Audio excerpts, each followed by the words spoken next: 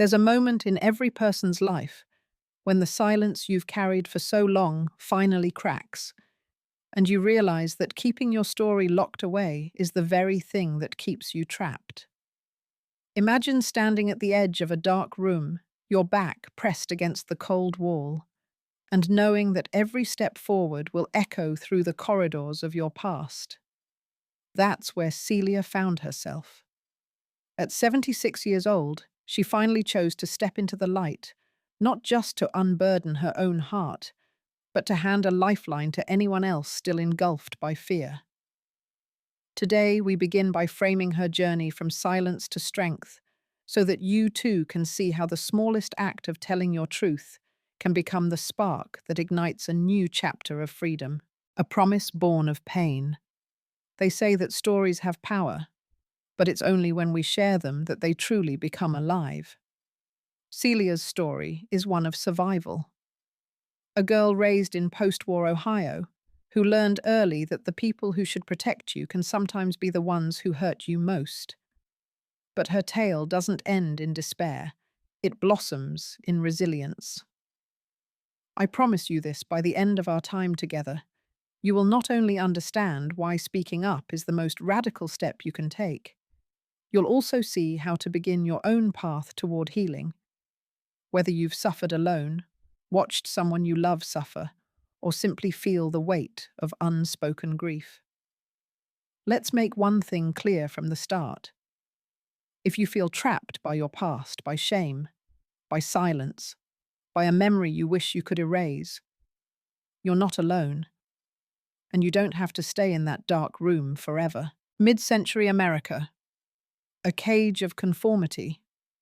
To grasp why Celia stayed silent until her later years, we need to step back into the 1950s. America was riding a wave of optimism after World War II. Houses bloomed in neat suburbs, cars glided down freshly paved roads, and television sets flickered family-friendly images each evening. Yet behind closed doors, a very different reality simmered. Domestic violence was rarely acknowledged, much less addressed. In many states, marital rape wasn't even recognized as a crime. Social services were in their infancy, and women who spoke out often found themselves without a safety net. No hotlines, no support groups, no police protection that didn't blame impertinent children or disobedient wives. In Celia's small Ohio town, these unspoken rules felt like steel bars around her life. If you suffered, you did so quietly, lest you face what everyone whispered about: scandal, shame, even being cast out of your community. For a widow like Louise, Celia's mother, losing respectability meant risking the only means of support she had. So when Anthony arrived, promising to help with bills and keep the house from falling apart, Louise chose to believe in the facade, rather than acknowledge the terror it hid. And a child growing up had nowhere else to turn. The costly mistake of waiting for rescue. Here's one of the most common and most dangerous mistakes we make. When we feel trapped, we wait. We wait for someone else to see our pain, for a teacher to notice the bruises, for a friend to uncover our letters of desperation, for the authorities to step in. Celia tried that. She gathered the courage to tell her mother. She toyed with the idea of telling her teacher. But both times, the walls she hoped would crumble only grew thicker. Telling became an act of futility, and silence became her only refuge. We think, surely someone will save me. But history shows us that rarely happens. In Celia's era, fewer than 1 in 10 cases of domestic abuse ever reached official channels.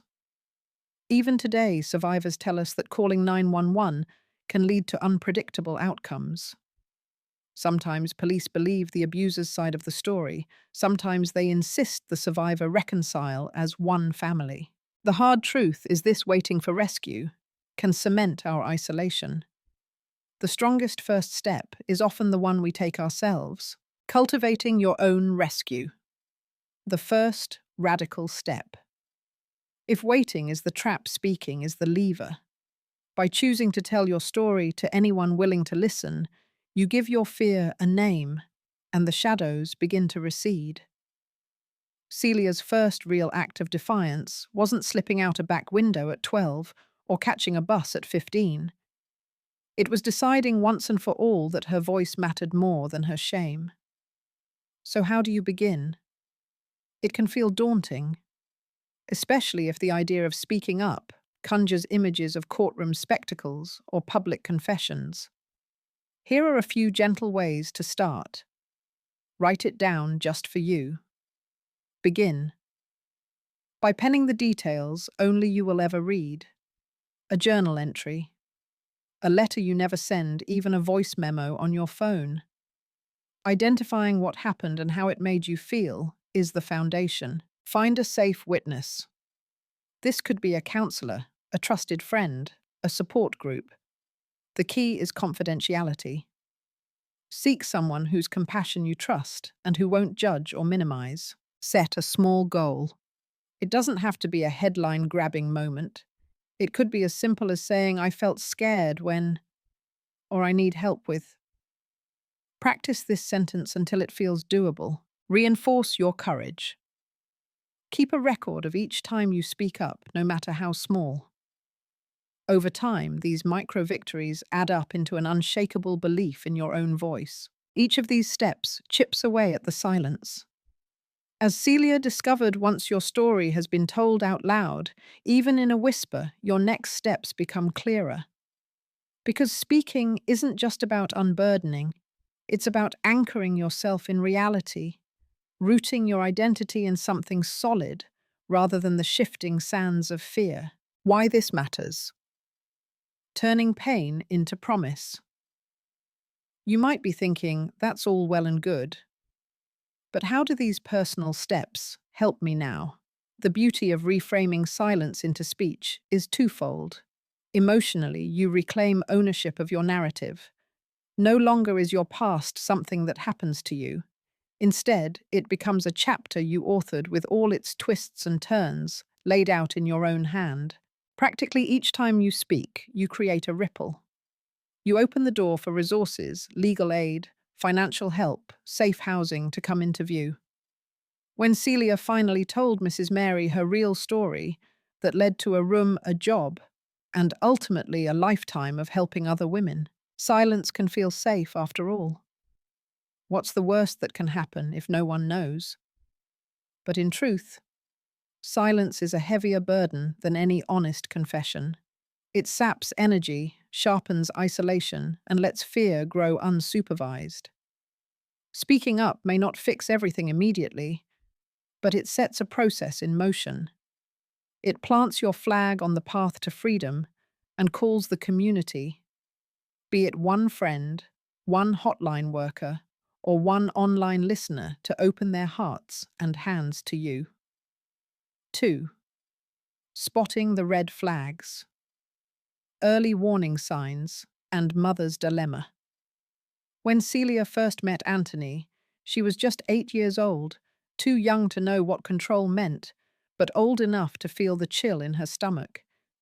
In that instant, her intuition sounded an alarm the way he watched her. The clipped way he spoke to her mother. The hush that fell over the house when he entered a room. Children often have a sixth sense for danger long before it's named. The challenge is learning to trust that sense, even when the people we love ask us to doubt it. Recognizing coercive control in everyday moments. In modern psychology, experts call Anthony's tactics coercive control. It's a pattern of behaviors designed to dominate another person's life, often so subtle that friends or neighbors dismiss them as quirks. Let's break down some of the earliest warning signs that Celia experienced and compare them to what we know today. Micro rules and small demands. Then, Celia's story. Don't leave your toys scattered around Celia. Anthony doesn't like mess. A directive about a child's playthings might seem trivial, but it established that Anthony's comfort was more important than Celia's freedom to be a child. Now, abusers often dictate clothing choices, social interactions, or even mealtimes to reinforce the idea that their partner or family member exists for their convenience. isolating the victim. Then Celia stopped playing in the backyard for hours, afraid Anthony would be waiting whenever she returned. Over time, she seldom left the house except for school. Now, modern coercive partners insist you don't need those friends, or I don't like you talking to her. Isolation cuts off emotional support and makes the victim dependent on the abuser for every need. Emotional gaslighting. Then, when Celia tried to speak up, I feel uncomfortable when he watches me. Her mother clamped her mouth shut. Don't talk nonsense. That dismissal told Celia that her own perceptions were wrong. Now, gaslighting remains one of the most insidious tools of emotional abuse. Victims second-guess their memories, feeling they must be crazy for insisting they saw or felt something. Sudden accidents and physical closeness. Then Anthony's accidental bumps in the hallway, the way he would grab her arm to steady her, or linger just a bit too close. Each incident seemed minor until they became frighteningly intentional. Now, abusers often test boundaries with oops moments, playing off a shove or a grip as unintentional. Over time, those moments escalate because boundaries haven't been respected. Silent watchfulness. Then Celia could feel Anthony's gaze train on her whenever she spoke or moved. That watchfulness created a constant state of unease, as if she were always under inspection. Now surveillance might be digital checking texts, reading emails, monitoring the other person's location. But the effect is the same. The victim feels always exposed, always on edge. Understanding these patterns is the first step towards safety. If any of these red flags resonate, it's proof that your instincts are right. Control rarely announces itself with a single thunderclap. It seeps in through 1,000 tiny cracks, a real-world echo. Listening to Brenda's story, to show how universal these patterns can be, let's meet Brenda, a woman from Cleveland who reached out to a local support group in 2019. At first, she thought her partner's jealousy was just passion. He didn't want her talking to male co-workers. Then he claimed he was helping her budget by holding all the debit cards. Finally, he insisted she get rid of her phone, saying, "I'll handle your calls." By the time Brenda understood she'd been isolated, she had no way to contact her mother, no job, and no idea how to get money for a bus ticket. Her story mirrors Celia's in its arc, seemingly small, caring actions that turned into absolute control. The difference is that Brenda found a 24/7 hotline number on a hidden flyer at her dentist's office. When she called, the counselor helped her create a safety plan: where to keep a spare key, how to stash money, which neighbor to call if she needed help. Knowledge of safety resources is the key difference between survivors of the 1950s and survivors today. But the red flags, they haven't changed an iota. Why loved ones sometimes stay silent. One of the most heartbreaking parts of Celia's story is her mother's silence. Louise watched her daughter flinch when Anthony brushed too close. She noticed the bruises on Celia's arm, yet Louise chose to pretend it wasn't happening. Why? Financial dependence and social stigma. In the 1950s, a widow with a child was often at the mercy of her next husband for economic survival. Divorce carried a heavy stigma. Women could lose custody of their children, their reputation, their community standing. Louise faced the dread of poverty, the fear that her small seamstress shop would close if people whispered divorcee too loudly. Cultural expectations of family unity. A woman needs a man in the house was almost a mantra. Church sermons, magazines, and neighbors all reinforced that staying married, no matter what, was noble sacrifice. A mother who abandoned her husband risked social exile, and sometimes even losing the moral high ground in her own church community. Denial as protection. At first, Louise might have told herself the worst didn't happen, that Celia was overreacting, or that Anthony meant no harm. Denial can feel like armor shielding us from the gut-wrenching reality of abuse. But not naming it also meant not stopping it. Fear of retaliation. Louise must have understood deep down that challenging Anthony could invite his wrath not just at Celia, but at herself.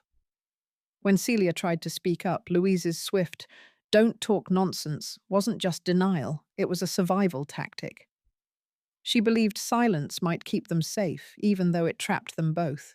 We see echoes of Louise's dilemma in contemporary situations. Many parents, partners, or friends hesitate to intervene because they fear legal entanglements, community gossip, or making the situation worse. Yet by staying silent, they inadvertently side with the abuser. From awareness to action, breaking the silence. Knowing the red flags and the reasons for silence isn't just academic. It's the first step toward changing the story. Here's how you can turn awareness into protective action. Keep a private log document. Every uncomfortable incident date time. What was said or done. A detailed record can validate your experience when you're ready to speak to a counselor, a lawyer, or the police. Reach out before you have to. If you sense icing over in your partner's expression, or if a friend jokes about wanting to control you, don't wait for a crisis. Test the waters with a safe person. Text a friend, join an online support group, or dial a confidential hotline. Educate yourself on local resources. Most US cities have domestic violence councils, child protective services, and legal aid societies. Bookmark their numbers in a safe place. A hidden note in your phone. A code word in a diary. Knowledge is leverage. Build micro-escapes. Practice small actions that build confidence. Spend an hour alone in a cafe. Borrow a neighbor's Wi-Fi to send yourself an email, or give a trusted friend your spare key, just in case. Each tiny step expands your sense of autonomy. Challenge your silence triggers. If you find yourself apologizing for reporting a concern, "I'm sorry to bother you." Notice that pattern. Replacing "I'm sorry" with "I need help" shifts you from a guest in your own life to its rightful author. Becoming alert to coercive control and understanding why silence persists gives you a map out of that trap. Celia's mother, trapped by her era's constraints, couldn't protect her daughter. But you, armed with knowledge and resources, can choose a different course. 3. The Great Escape, Strategic Planning and Pitfalls. Celia's first taste of freedom wasn't glamorous. It was the cold night air on her face as she eased the front latch, the thump of her heart in her ears, and the worn coins in her pocket that felt heavier than any weight she'd carried before. That moment, stepping into the unknown, required all the courage in her 12-year-old body. But it was her planning, imperfect, though it was, that made the difference between a fleeting attempt and a successful escape. Today we'll walk through a modern blueprint for planning your own great escape. Learn from Celia's missteps and see how to balance preparation with seizing the right moment. 1. Hoarding freedom funds. Small steps, big impact. Celia learned early that money meant choices. After her first failed dash at age 12, she realized she needed resources she could access without permission. Over the next 3 years, she quietly skimmed coins from her mother's change jar, slipping them into a secret pouch. By the time she was 15, she'd built enough savings to buy a bus ticket, her literal ticket to a new life. Modern parallel secret savings account survivors today often create hidden bank accounts or digital wallets. You might ask your payroll department for part of your paycheck on a separate card, or open an online account under a pseudonym. Even small deposits, $5 or $10 at a time, add up. Cash stash in safe spots. If you can't open an account, designate a hiding place at home inside a hollowed-out book, the lining of a suitcase, or a sealed food container. Make sure it's somewhere unlikely to be searched. Common pitfall: taking too much too soon. If you try to grab a large sum at once, it risks discovery. Instead, emulate Celia's drips and drops approach, quiet, steady savings that don't set off alarms. 2. Crafting a go bag, that goes beyond a backpack. When Celia finally slipped out of the house, she carried only a small bag, a change of clothes, and the coins she'd stashed. It was all she needed to make her way to the bus station. But she lacked a backup plan if the bus didn't go where she expected, and that misstep left her stranded in the wrong town. Essentials for today's go bag: identification and documents. A photocopy of your ID, birth certificate, or passport. Keep originals in a hidden spot at home, but copies in your bag. Cash and cards. Enough cash for transit. A prepaid debit card, loaded with a moderate sum, and perhaps a gift card you can use for gas or groceries. Emergency contacts. Phone numbers written on paper in code in case your phone is monitored. A list including a trusted friend, local shelter, or domestic violence hotline, e.g. 1-800-799-SAFE. Basic hygiene. A small stash of feminine products, toothbrush, travel-size toiletries. Feeling clean can bolster confidence. Comfort item and medicines. A photo or small keepsake. Any daily medications and over-the-counter pain relievers. Comfort items remind you of home and calm anxiety. Communication tools. A cheap burner phone or a prepaid SIM card, stored separately so you can call for help without linking to your main number. Common pitfalls overpacking. A bulky bag may draw suspicion if you're searched. Keep it compact. Underpacking, skipping vital items like medicines or contact cards, can leave you vulnerable. Visibility. Don't keep your go bag in plain view. It should blend in, maybe look like a typical school backpack or duffel. 3. Timing is everything seizing your window. Celia waited months for the perfect moment. She watched Anthony's routines noted when he drank heavily, and finally pounced when he stormed out of the house drunk, locking the door softly behind her. Her preparation met opportunity, but her hesitation, once in motion, pausing to whisper goodbye to her mother's bedroom door, could have cost her freedom. Modern insights, routine mapping, observe the abuser's habits, work hours, weekly errands, church gatherings. Plot these safe windows on a calendar hidden in your phone. Communication cues. Develop a silent code with a neighbor or friend. A specific text like, "Wish you were here," that signals I'm leaving now. Travel logistics. Pre-book tickets online, under an alias if possible. Print them in advance or receive e-tickets on a hidden account. Confirm departure times and routes, don't rely on chance. Pitfall of perfectionism. Waiting for the perfect moment can mean never moving. Aim for good enough a window where your chance of being interrupted is low enough that the risk feels worth taking. 4. Double-check your destination. Avoiding the wrong stop. Celia's bus ride ended abruptly when she realized the city name on the station sign wasn't her aunt's town. She'd misread her ticket, and panic seared through her veins. Suddenly, the solution she'd worked so hard to achieve felt like another trap. How to prevent this today: route rehearsal. Use Google Maps in incognito mode, or ask a librarian to print a step-by-step transit plan. Note all stops in order. Check-in points. Agree with your safe contact that you'll text a specific code word when you reach each major checkpoint. I'm at Station X. Local language prep. If you're traveling to an area where English isn't predominant, learn key station names in the local language or script. A simple flashcard can help. Pitfall to avoid. Assuming a ticket agent or driver will read your situation and guide you correctly. Ticket clerks handle thousands of travelers. Double-check yourself rather than rely on their attention. 5. Real example.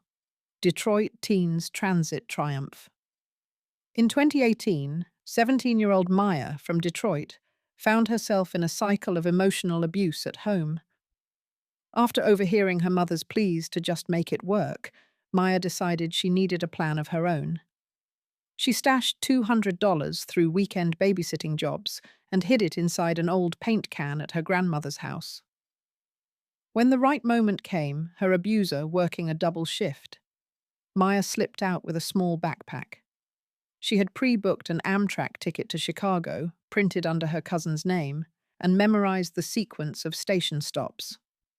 At each stop, she texted her cousin, "Stop 3 complete, stop 6 done." When an unscheduled delay threatened to strand her, Maya called a local women's shelter phone number she found online. They arranged a pickup at the next station. Today, Maya attends community college in Chicago, credits her planning for her success, and volunteers to teach Transit Safety 101 at her shelter. Key takeaways from Maya's story: diversify your plans. Maya combined public transit with trusted shelter networks, avoid a single point of failure, use technology wisely, QR code tickets, and encrypted group chats. E.g., Signal can keep you in touch, even when calls are monitored. Network of allies. Having multiple points of contact. Cousin shelter neighbor means if one support falls through, there's another ready. 6. The backup plan. When things go sideways. No plan survives first contact with reality intact. Celia discovered this when rain flooded the station platform, delaying her bus. Her first instinct was panic. What if Anthony turned up? But she'd hidden a simple plan B, a neighbor's address, and a promise that if anything went wrong, she'd knock on their door. Building your plan B, alternate destinations. Identify 2 or 3 safe locations. Friends' houses, shelters, churches within striking distance of your route. Emergency funds. Maintain a separate stash of cash or a prepaid card that you only access if plan A fails. Signal for help. Carry a small whistle or download an emergency alert app that sends your GPS coordinates to a trusted list. Know local laws. If you cross state lines, different police jurisdictions apply. Research. How domestic violence protections vary by state, e.g. emergency protective orders. 7.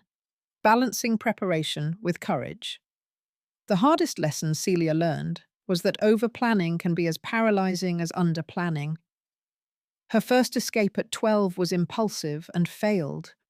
At 15, she quaked at the finish line because her plan was too intricate and she feared making a single error.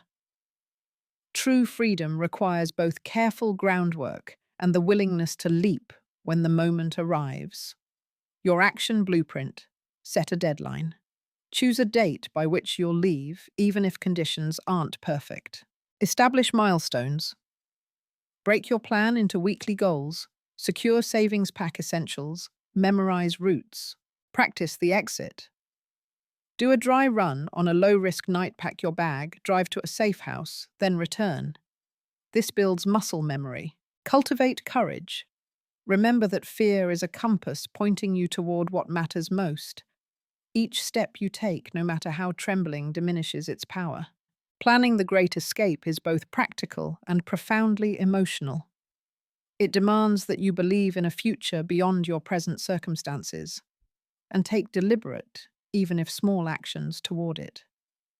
As Celia discovered, the path to freedom wins through careful preparation, seizing fleeting windows of opportunity, and trusting that each step forward chips away, bien say, at the walls that have confined you. 4. Rebuilding the self-work, education, and community. When Celia first stepped into Mrs. Mary's little storage room at the back of that rundown hotel, she didn't know it yet, but she was entering the most pivotal phase of her life. That cramped corner with its threadbare mattress and flickering bulb became the launch pad for her new identity, not as the frightened girl she once was, but as a resourceful young woman forging her own future. As survivors, many of us focus so intensely on the escape itself that we overlook the equally crucial journey of rebuilding. In this section, we'll explore how Celia transformed her survival into self-reliance through work, education, and community, and show you the modern parallels and practical lessons you can apply. First, paycheck. First, pride. After a dawn of nervous anticipation, Celia entered the hotel kitchen for her first day washing dishes. Her arms ached by noon, her hands red and raw from hot water and soap. Yet at day's end, when Mr. Robert pressed 3 shining coins into her palm, something extraordinary happened. Celia felt pride. This was her labor, her earning no longer charity or stolen change, but honest work that belonged to her alone. Modern insights, entry-level jobs as stepping stones today. Many survivors find their first foothold in roles like dishwashing, retail, or hospitality. These jobs may seem humble, but they offer a paycheck, a routine, and most importantly, a sense of agency, negotiating fair wages and rights. Unlike in Celia's time, labor laws now guarantee minimum wage, overtime pay, and protections against harassment. Take time to understand your rights, consult your state's labor department website, or reach out to a workers' center for guidance. Lesson: celebrate every paycheck. That money, however small, is more than currency. It's a testament to your strength and a building block for your next steps. Learning after dark. Education as empowerment. As weeks turned into months, Celia settled into her routine. Dawn dishwashing, midday chores, and then night school. With a borrowed book and a borrowed lamp, she pored over arithmetic and English grammar. Each equation solved, each essay written, felt like shedding another layer of the old fearful self. Why education matters. Economic mobility data shows that adults who complete a high school diploma or GED earn, on average, 20 to 30% more than those who don't. For survivors, closing that education gap can mean a livable wage and greater independence. Self-efficacy. Tackling academic challenges builds confidence. When you master a skill that once seemed daunting, you internalize the message, I can learn, I can grow. Broader horizons. Night school or community college classes introduce you to new ideas, new people, and new possibilities that lie beyond your previous world. Common pitfalls and solutions. Pitfall: overloading on courses while working full-time can lead to burnout. Solution: start small. 1 evening class per semester and use free resources like Khan Academy or your local library's tutoring programs to reinforce lessons. Pitfall feeling: ashamed to join classes as an older student. Solution: remember that millions of adult learners are in your shoes. Community colleges and continuing education offices offer supportive environments specifically for non-traditional students. Mentors and allies. The power of community. No one rebuilds alone. Celia's journey was lifted by Mrs. Mary's quiet kindness, Mr. Roberts' pragmatic offer of work, and the handful of neighbors who nodded encouragement when Celia ran errands. These allies formed her informal support network, and you have access to even more resources today. Building your network. Identify safe adults. This could be a coworker who respects your boundaries, a teacher at night school, or volunteers at a local nonprofit. Engage in small talk. Share a coffee break and gradually test the waters. I'm going through a tough time. Could I ask your advice? Join support groups.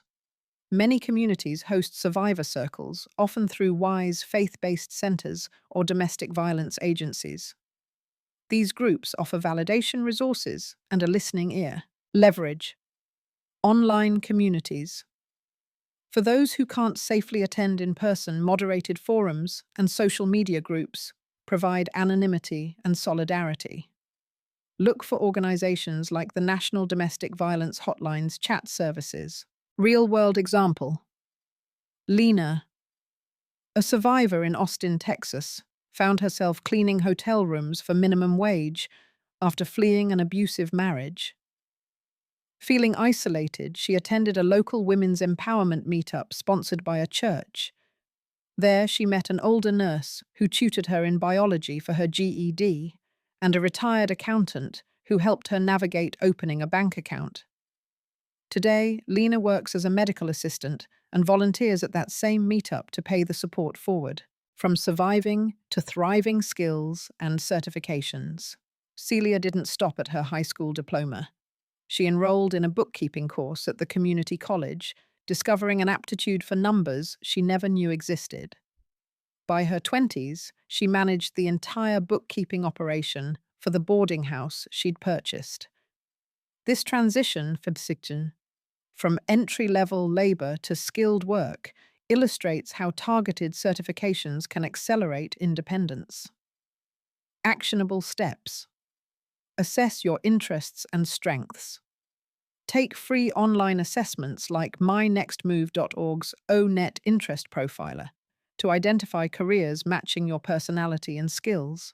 Research high-demand fields healthcare, IT support, and skilled trades often have entry-level training programs with strong job placement.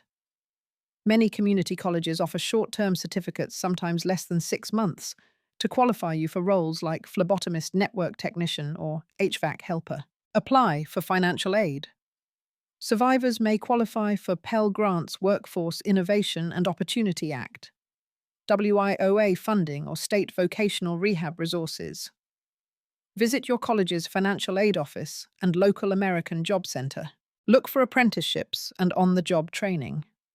Some companies sponsor paid apprenticeships, combining classroom instruction with real-world experience. Healing through giving back. Celia's ultimate legacy was the boarding house she opened, a refuge for women and children escaping abuse. Her personal pain became the catalyst for community transformation. Today, survivors often find that once they've reclaimed their power, the strongest healing comes from helping others. Opportunities to serve, volunteer at shelters roles range from front desk work and meal prep to mentoring new arrivals. Peer advocacy. Many agencies train survivors to become advocates, accompanying newcomers to court or helping them navigate social services. Public speaking. If and when you're ready, sharing your story at fundraisers, workshops, or school programs can raise awareness and funding for vital programs. Benefit to you. Purpose and connection. Helping someone else reminds you that you matter and that your story has value. Skill development. Volunteer roles often teach leadership, communication, and organizational skills that bolster your resume. Community recognition. Being known as a helper can open doors to new networks, sponsorships, or even paid positions in nonprofit organizations. Balancing independence and support. Rebuilding isn't about cutting every tie to your past. It's about choosing the relationships and roles that empower you. Celia eventually reconciled with her mother's absence by planting a memorial garden, a symbol of both grief and growth. She never forgot what happened, but neither did she let it define her. Instead, she blended independence with community, creating a life rooted in both self-reliance and interdependence. Tips for balance. Set boundaries. Decide how much you share with old contacts. It's okay to keep details private until you feel secure. Schedule self-time. Work and volunteering can be rewarding but also exhausting. Block out time for rest hobbies or therapy sessions. Monitor your finances. As you earn more, consider meeting with a financial counselor to plan savings, credit repair, or investments. Keep learning. Lifelong growth, whether through books, online courses, or community workshops, keeps your mind engaged and your options open. 5. Paying it forward legacy. Empowerment and action steps. When Celia finally stood among the flowers she'd planted behind her boarding house, she wasn't just tending a garden, she was cultivating hope. What began as a single room for one frightened girl grew into a sanctuary for dozens of women and children over the decades. In that transformation, Celia discovered a profound truth. Healing isn't a solo journey, it blossoms most fully when shared with others. In this final section, we'll explore how Celia's personal liberation that became a legacy of empowerment, compare her boarding house model to today's shelters, and outline concrete steps you can take to turn your own story into a beacon for others. From boarding house to modern safe haven, in the 1970s, when Celia opened her first 2 rooms to a mother and daughter fleeing domestic violence, few resources existed for survivors. There were no 24/7 hotlines, no government grants, and almost no public awareness. She relied on word of mouth, a small monthly stipend from a women's church group, and her own earnings as a hotel manager. Yet even with those limitations, her boarding house became known for its warmth. Homemade soup on sad mornings, homework help for the children, and a listening ear that never judged. Today's shelters versus Celia's model funding and oversight. Celia's era. Informal funding through donations, small personal loans, and occasional church collections. Rules were minimal. If a woman needed a room, she got one. Modern model. Most shelters operate under non-profit boards, receive state or federal grants like VOCA or VOWA funding, and adhere to strict intake procedures, background checks, and safety plans.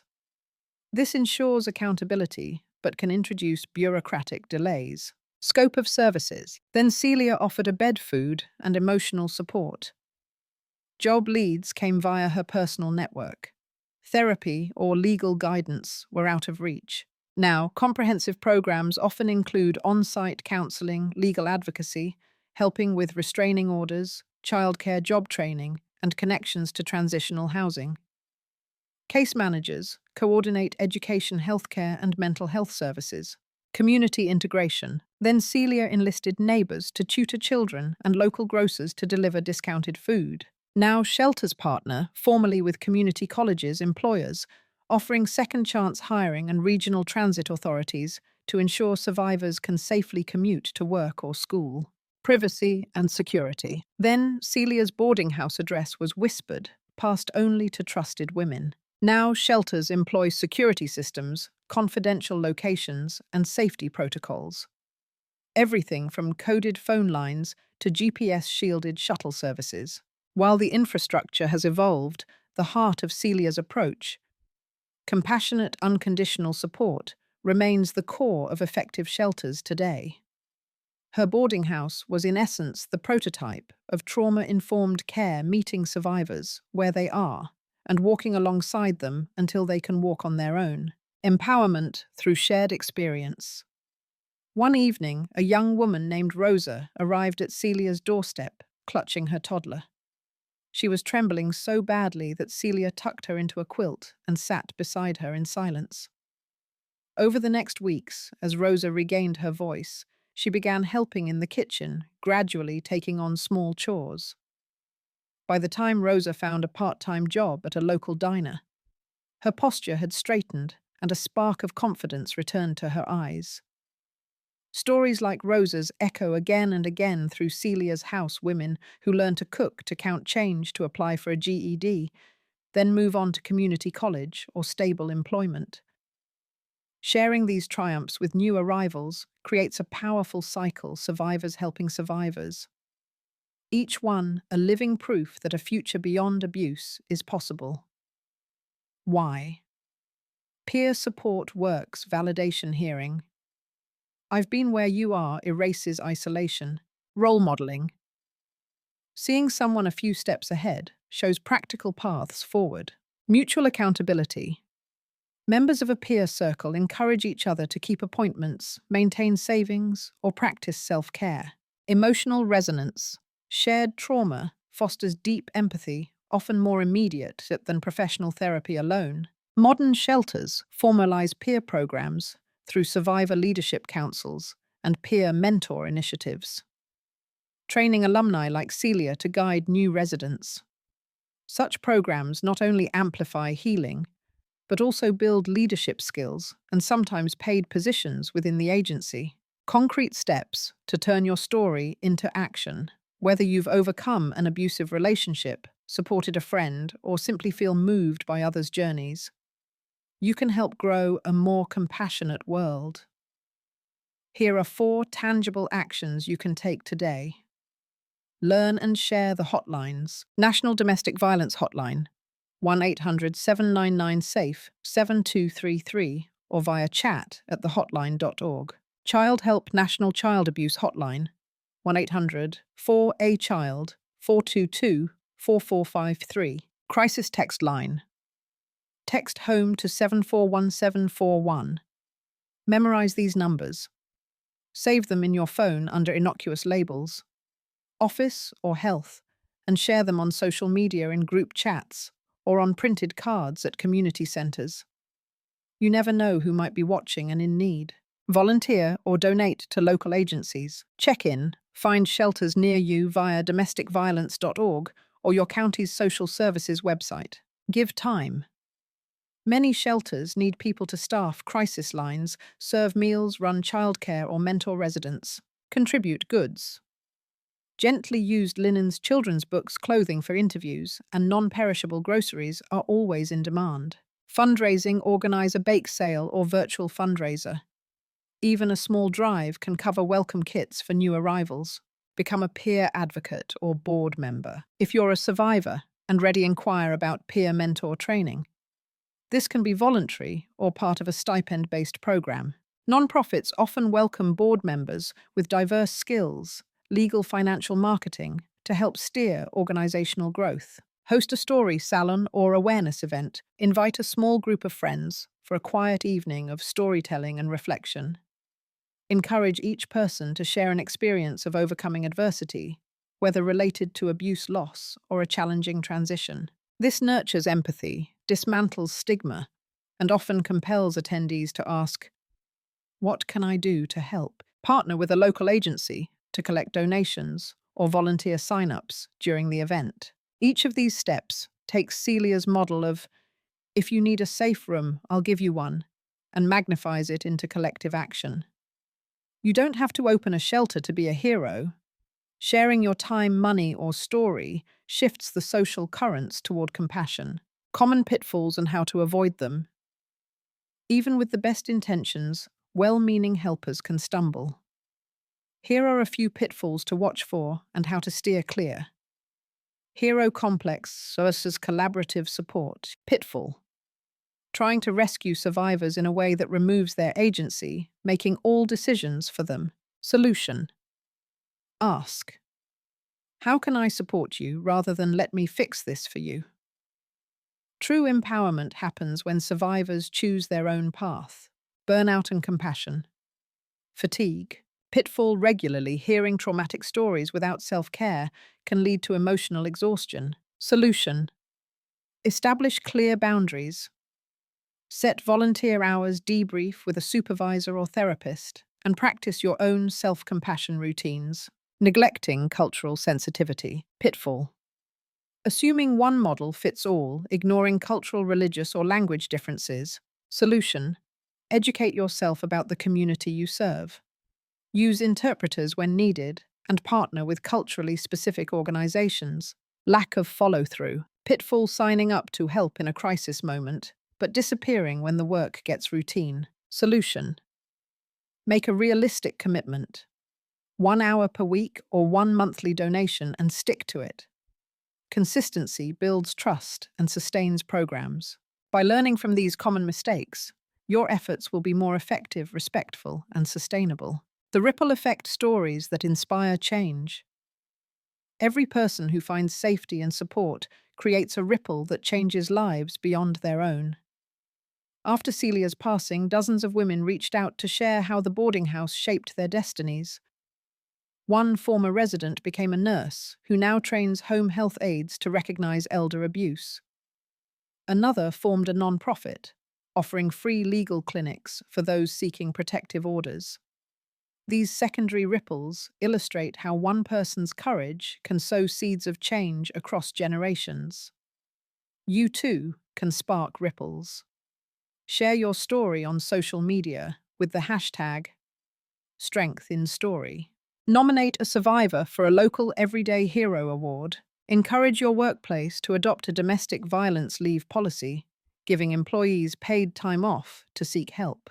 Every action, no matter how small, can multiply into systemic change. Closing reflections: your story isn't over yet. Celia often signed her letters to newcomers with a line she borrowed from a favorite poem.